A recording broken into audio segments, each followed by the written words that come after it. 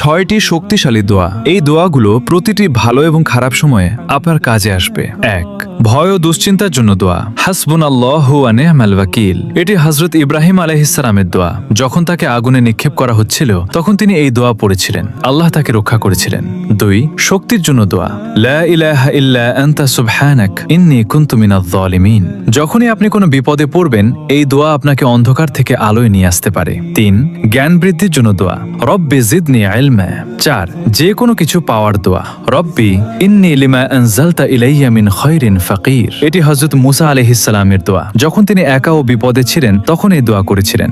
আল্লাহ তার জন্য পথ খুলে দিয়েছিলেন। 5. বরকত ও রিজিকের জন্য দোয়া। আল্লাহুম্মা বারিক লানা। 6. মনের কষ্ট দূরের দোয়া। আল্লাহুম্মা ইন্নী আউযু বিকা মিনাল হাম্মি ওয়াল হাযান। এটি হযরত মুহাম্মদ সাল্লাল্লাহু আলাইহি ওয়াসাল্লামের দোয়া। তিনি কঠিন সময়ে এই দোয়া পড়তেন। এটি মনে প্রশান্তি এনে দেয়। সবাই কমেন্টে আলহামদুলিল্লাহ